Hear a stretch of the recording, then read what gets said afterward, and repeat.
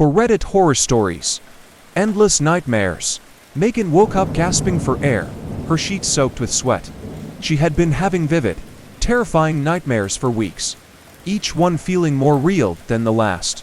In her latest dream, she found herself trapped in a dark, blood-soaked dungeon, surrounded by the mutilated bodies of her friends.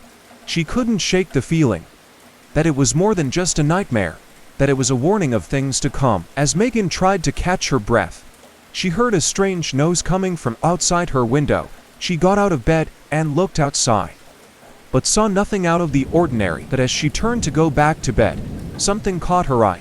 There was a figure standing in the corner of her room, shrouded in darkness. Megan tried to scream, but no sound escaped her lips. The figure stepped forward, revealing its twisted, disfigured face. Megan could feel its hot breath on her skin as it leaned in close, its razor-sharp teeth glinting in the moonlight. With a sickening lurch, Megan woke up again, her heart racing. She realized with relief that it had all just been another nightmare, but the feeling of dread lingered. As the days passed, Megan's nightmares grew worse. She saw visions of death and destruction, of demons and monsters that threatened to consume her. She tried to tell herself that it was just her imagination, but the fear was too real. One night, Megan woke up to find her apartment in disarray. Her furniture was overturned, her belongings scattered across the room. But that was not the worst of it. There were bloody footprints leading from her bedroom to the front door, as if someone had dragged a body through her home. Megan tried to scream, but her throat was dry and raw. She stumbled through her apartment, searching for any sign of an intruder, but found nothing. It was as if the blood and destruction had just materialized out of thin air. As Megan tried to piece together what had happened, she heard a low growling sound coming from her closet, her heart pounding in her chest. She slowly opened the door and peered inside. There was nothing there but darkness, but Megan could feel a presence watching her, waiting for her to let her guard down. She backed away slowly, but the growling grew louder, more insistent. Suddenly, the figure from her dreams appeared before her, its twisted face leering at her. It reached out, its fingers sharp as claws, and grabbed her by the throat. With a sickening crunch, Megan's neck snapped, and everything went black. And as she drifted into darkness, she realized with horror that it had all been just another nightmare, one that would never end. Tradition never dies. Per family tradition spanning over 200 years, we passed pieces of Father's last toast around the dining table. Amelia winked at me and took a bite of its heart. The blood dripping down her chin matched her ceremonial gown beautifully. She discovered the body in the basement, a stroke this time. My eldest son, James, waited patiently for us to finish before he would eat the brain. What a great honor to have our son chosen as Father's next vessel. We would remember it with pride every time we looked to Father, well, at least until his next host. Horror hospital experiments. In the eerie stillness of a cold October night, the moon cast long shadows upon the desolate landscape surrounding an abandoned hospital.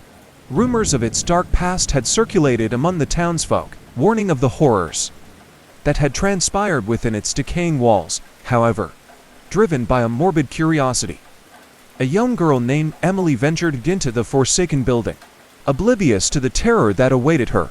As she stepped through the creaking doors, the stale scent of decay permeated the air, sending a shiver down her spine. Flickering lights cast an unsettling glow on the dilapidated hallways, where remnants of medical equipment lay strewn about. Like forgotten relics, Emily's heart pounded in her chest, a mix of fear and anticipation coursing through her veins. As she cautiously explored the labyrinthine corridors, the echoing sounds of her footsteps seemed to be drowned out by an unnerving silence. Each door she passed exuded an ominous aura, as if guarding the secrets of the hospital's sinister past. With trembling hands, she reached out to push open one of the doors, revealing a room filled with jars, rows upon rows of jars. Inside these glass prisons, the moonlight revealed an unsettling sight. Floating in murky liquid were human organs, tickled in their grotesque forms.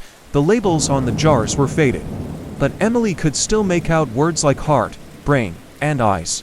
A wave of nausea washed over her, threatening to consume her fragile courage. In her exploration, Emily stumbled upon a hidden room, concealed behind a crumbling wall. As she entered, the foul stench of decay grew stronger.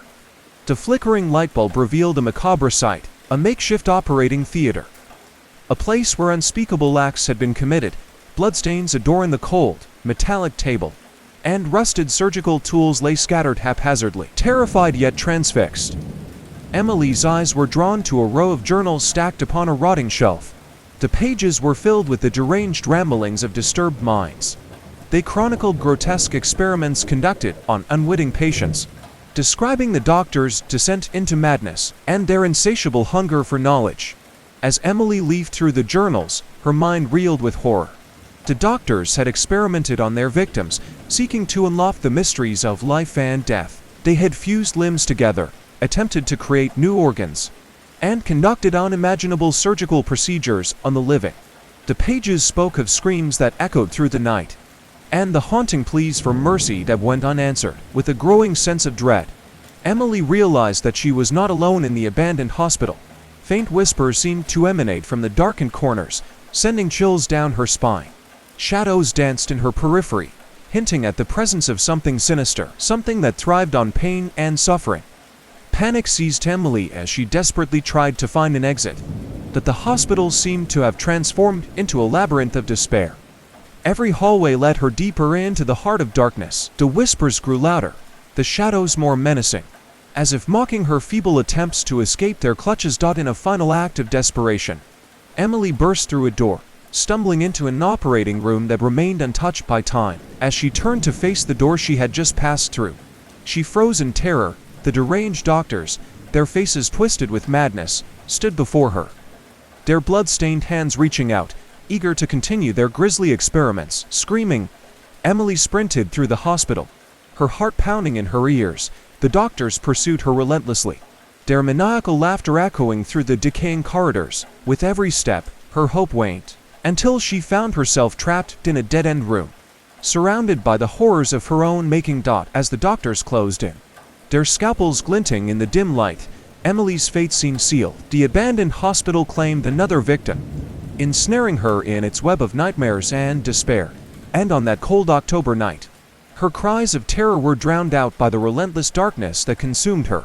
To relatives from dead, so it's a terrifying thing experienced by my aunt, my mom's sister. She told me that how one day, when she was coming back from school, there were two people with her, but she didn't notice them. After reaching the house she went to sleep, and then my aunt started to tell the story from my grandma's side. She said that after she went to sleep, those two people were saying, "We are hungry. We want water." To grandma. Now here is the twist: those person were part of our family, but they died a long time ago, plus were not noticed by my aunt cause they were never with her in physical form. My grandpa said grandma was acting weird, and then she started shaking as if something possessed her. We are Christians.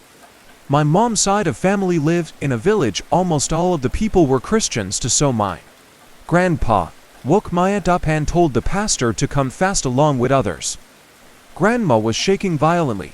They had to hold her down, and then they all began to pray that the evil spirit leave her body. I was 10 when they told me the story. I don't think they were joking, cause the villagers were the witnesses. And my grandparents are too old UK. And recently my grandpa's sister died, and they kept her body with them a whole night, and were praying and kind of freaked out. Thanks for listening. Like and subscribe for more.